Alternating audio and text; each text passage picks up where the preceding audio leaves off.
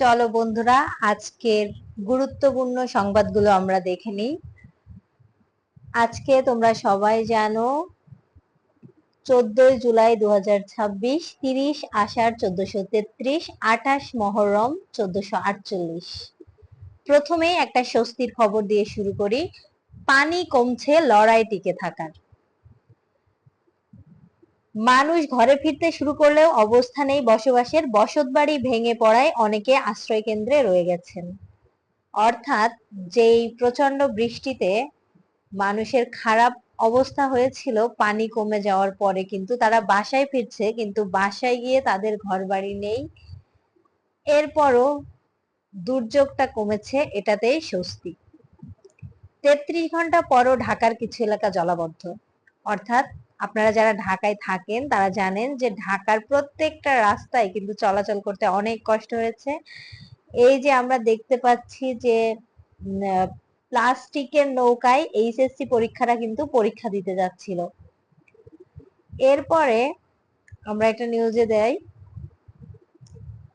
লড়াইটা দেশপ্রেমের সঙ্গে ফুয়েন্তেরো। অর্থাৎ ফ্রান্সের বারুদ নাকি স্পেনের শান্ত নদী।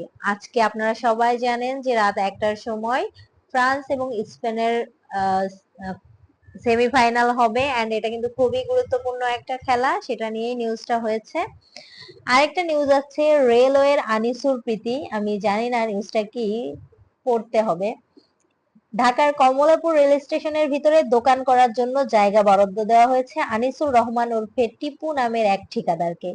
কোন ধরনের দরপত্র ছাড়া তিনি রেল স্টেশনের জায়গা পেয়েছেন, যেখানে কখনোই কাউকে দোকান করতে দেওয়া হয়নি। দোকানের জায়গাটি স্টেশনের নকশা বহির্ভূত।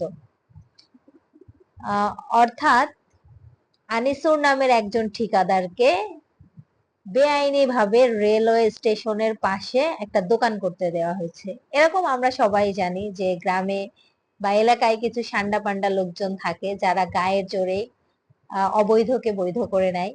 এরপরে যে নিউজটা আছে সেটা হচ্ছে সংবিধান সংশোধনে বিশেষ কমিটি, বিরোধী দলের প্রত্যাখ্যান। সংবিধান সংশোধনের লক্ষ্যে স্বরাষ্ট্রমন্ত্রী সালাউদ্দিন আহমেদকে সভাপতি করে 12 সদস্যের একটি বিশেষ কমিটি গঠন করেছে জাতীয় সংসদ।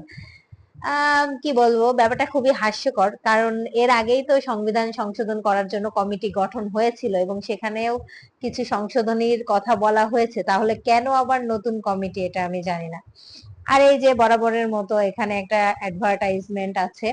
এবার আমরা চলে যাব শেষের পাতায়, ব্যাক পেজে। ব্যাক পেজেও কিন্তু খেলা নিয়ে নিউজ আছে।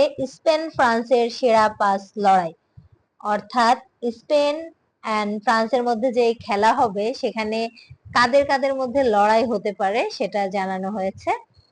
এরপর আছে পেনাল্টি থেকে গোল এবারই সবচেয়ে কম। আর আচ্ছা, মানে আমরা দেখছি যে এবার কিন্তু খেলোয়াড়রা অনেক বেশি পেনাল্টি পাচ্ছে, কিন্তু গোল কিন্তু হচ্ছে না, গোল তারা অনেক মিস করছে, সেটা নিয়ে নিউজ হয়েছে। এখানে একটা কথা আছে, বড় হয়ে গেছেন দেমবেলে। বিশ্বকাপে এমবাপ্পে ওলিসিদের পাশাপাশি আলো ছড়াচ্ছেন 5 গোল করে ফেলা ফ্রান্স দলের ব্যালন ডি'অর জয়ী ফরোয়ার্ড উসমান দেমবেলেও। অর্থাৎ উসমান দেমবেলে যখন 2022 সালে খেলে তখনকার থেকে এখন অনেক বেশি পরিপক্ক হয়েছে, সেটা এখানে দেখানো হয়েছে। এখানে একটা নিউজ আছে, চট্টগ্রামে চাঁদা না পেয়ে ব্যবসা প্রতিষ্ঠানে ভাঙচুর। এটা তো সচরাচর বাংলাদেশে হয়েই থাকে। পুরুষের টেস্টোস্টেরন হরমোন 50 বছরে অর্ধেক কমেছে। আচ্ছা, বিশ্বজুড়ে পুরুষদের শরীরে টেস্টোস্টেরন হরমোনের গড় মাত্রা আশঙ্কাজনক হারে কমেছে। এক গবেষণায় দেখা গেছে গত 50 বছরে টেস্টোস্টেরনের গড় মাত্রা কমেছে অর্ধেকেরও বেশি। বিজ্ঞানীরা সতর্ক করে বলছেন মানব সমাজ এখন পুরুষদের প্রজনন ক্ষমতার ব্যাপক সংকটের মুখে।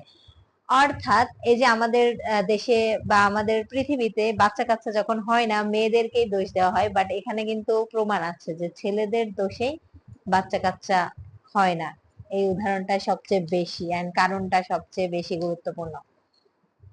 এরপরে নিউজ কি আছে দেখি, সরকারি কর্মকর্তাদের গাড়ির রক্ষণাবেক্ষণ ব্যয় অর্ধেক হচ্ছে। সরকারি কর্মকর্তাদের গাড়ি কিনতে সুদমুক্ত ঋণ বন্ধের পর এবার মোটরযানের রক্ষণাবেক্ষণ বাবদ মাসিক ব্যয় অর্ধেক করতে যাচ্ছে সরকার। এতদিন এই ব্যয় ছিল মাসে 50,000 টাকা, এখন তা 25,000 টাকা করার বিষয়ে প্রয়োজনীয় উদ্যোগ নিতে জনপ্রশাসন মন্ত্রণালয়কে চিঠি দিয়েছে অর্থ মন্ত্রণালয়ের অর্থ বিভাগ। কিছু বুঝলেন যে আমাদের দেশে যারা প্রান্তিক গরিব তারা গরিবই থেকে যায়, আর যারা বড়লোক তারাই দিন দিন বড়লোক হয়। এই যে মানে এমপি মন্ত্রী সরকারি চাকরিজীবী, তোদের আবার কেন এত বড় বড় গাড়ি দেওয়া লাগবে, আর গাড়িও যদি দেওয়া লাগবে তাতে খরচ কেন দেওয়া লাগবে। তবুও এবার সরকার নাকি তাদের খরচ একটু কমিয়ে আনার ট্রাই করছে, দেখা যাক কি হয়।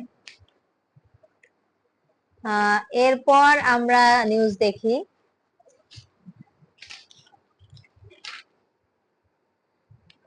এখানে নামাজের সময়সূচি দেওয়া থাকে প্রতিদিন।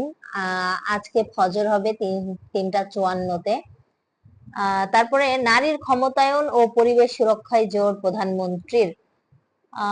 প্রধানমন্ত্রী তারেক রহমান সেনাবাহিনীর গ্রীষ্মকালীন প্রশিক্ষণ কার্যক্রম ও যুদ্ধকালীন প্রস্তুতি পরিদর্শন করেন গতকাল বরিশালে।